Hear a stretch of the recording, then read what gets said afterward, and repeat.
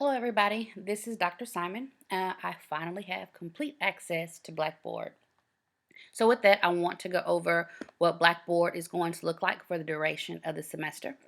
One of the things that you will notice when you log into Blackboard is that there is already an announcement that's posted. You should have received an email to let you know that the announcement was there. This is where I will post announcements and information for the course related to assignments and different updates that may come through the professional school counseling community, just so that you'll be aware of that. But this is one of the areas that I do post information. You'll see that in this one, I give information about the course syllabus and the videos that will be coming through. One of the things that you will notice is that I mentioned that I have not added anything to the course syllabus. I've just made some corrections and some clarifications that will help you along the way so that you'll know exactly what it is that I'm looking for.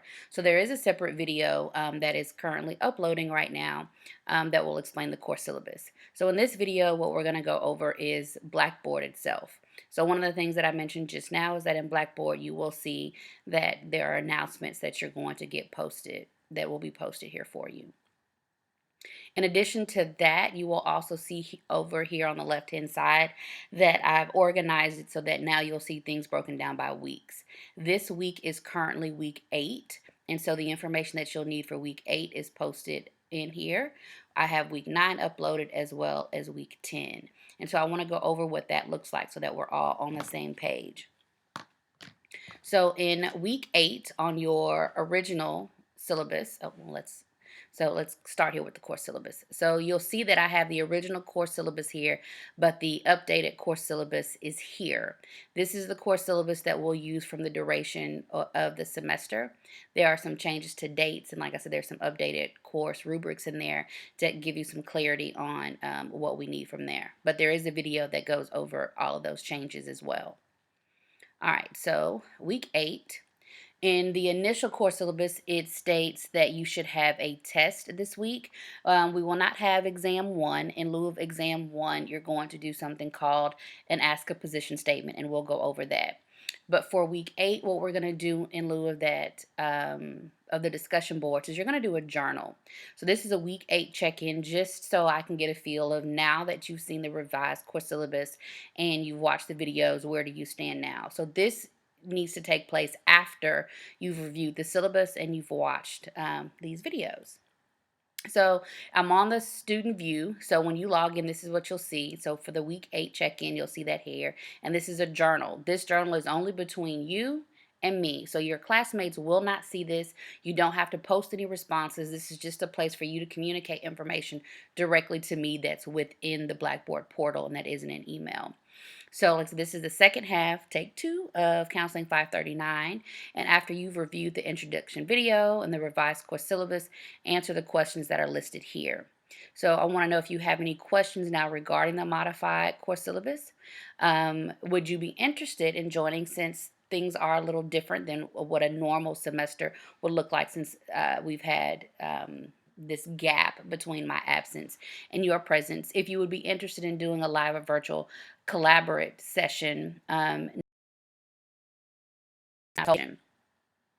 Also, has the information that I've provided you for the transition of the second course, is this sufficient? Do you need additional information? Do you need some more help?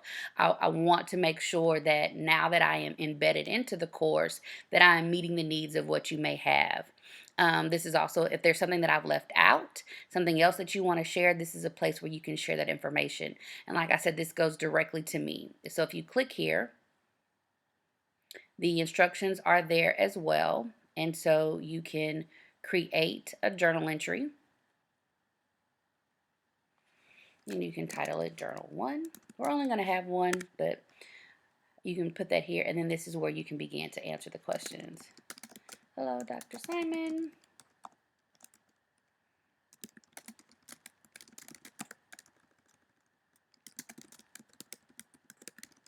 And you can answer the questions. And so then once you're done, you can finish it, and then you can post the entry. And like I said, this journal is between the two of us. This is not a discussion board post.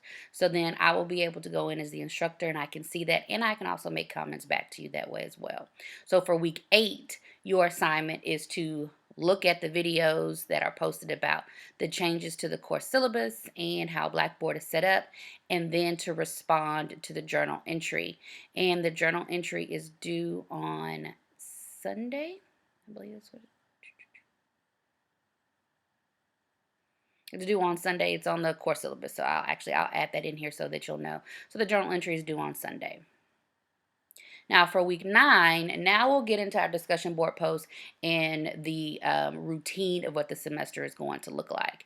So in week 9, your discussion board post is already there. You are more than welcome to begin that as whenever you're ready, but it is your initial post is due next Thursday by 11:59. So for next week's discussion board post, you're going to use the Texas model, and you're going to be looking at the introduction section. And based on the information that you have learned, you're going to apply that knowledge to this initial post. So in the initial post, there are several things that I want you to include. You're going to create this post as if you're writing either an email or a letter to a stakeholder that has some that you're looking to earn some buy-in from for utilizing the Texas model. So within that email or letter that you compose, you need to identify the stakeholder that you're contacting, and you're going to go over the purpose and the benefits of implementing the Texas model. Be clear. And so you're setting this up like an email, but be clear in your writing. And you can say, well, one of the purposes of utilizing the model is it helps to increase blah, blah, blah, blah, blah, or it reduces the amount of time that is needed for whatever. In addition to, or another way, something that is clear as to what your goals that you're stating or the benefits are, so that when your peer reads it, they're able to clue into that pretty easily. You also need to include 2 goals that can be positively impacted by following the model. That can be student goals, campus goals, or district goals. So it's up to you, just choose 2. And then evidence to support your recommendation for using the Texas model. So within the introduction section, it goes over TEC code. So you can cite that, or if you have some articles that you've already been reading and literature from peer-reviewed journals. So this isn't from a blog that's coming. It's not from something you've heard within the teaching lounge or from the counselors. It's something that is evidence-based so that you can use this to support what you are sending to the stakeholder. Please make sure that you're using proper sentence and paragraph structure, and your post should mirror a formal email. Dear such and such, and then at the end you want to put the body. So it's a formal email or letter. In your peer responses, you are going to find 2 peers that have included a benefit, purpose, or goal of the Texas model that you did not already talk about in the letter that you wrote for your initial post. When you have found those, what you're going to include in your response to your peers is you're going to identify what that is. So if you didn't talk about the purpose of the Texas model is to help address absenteeism, and they did, then you can talk about that. Said, one of the things that you mentioned was the reduction of affecting student attendance rates. In there, you also want to identify who else so if they wrote it to stakeholder A, and you think that stakeholder B should also be included, then you need to include who that other stakeholder is and why they should be included. So I gave an example down here. Example, the Texas model emphasizes the use of appropriate planning and the implementation of programs. That's the purpose. So this could be what your peer response looks like. Proper planning helps counselors be more proactive in the services they provide. This is helpful for parents to understand because it gives them a better understanding of what types of services are provided by the school counseling team and when.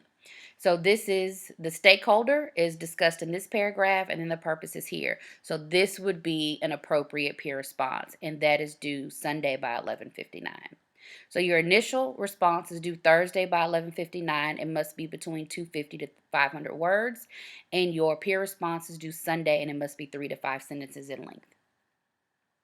You will also have a quiz. The quiz will be over the introduction section of the model.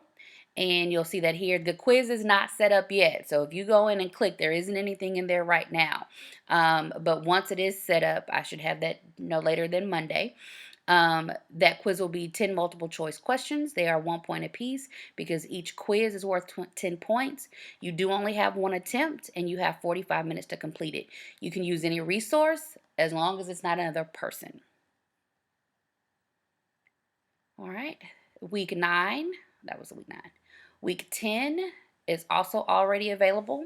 And I'll go over this one in more detail at a later date, but I wanted you to know that that was already there. This one is also set up like a discussion board. You have the ask a position statements. So this one is going to be 2 grades in one, so to speak. So the ask a position statement is in place of exam 1, but where you're going to turn it in is going to be in this discussion board. So I've given an example. I've already put one. I put one in, but you actually can't see it until you post. So I might need to make some correction to that. So I put one in here, the ask a position statement. And what you will do is all you're doing for your initial post is putting in your final product. And so I put my final product in here, and so that's for the initial post. You have instructions for your peer response as well.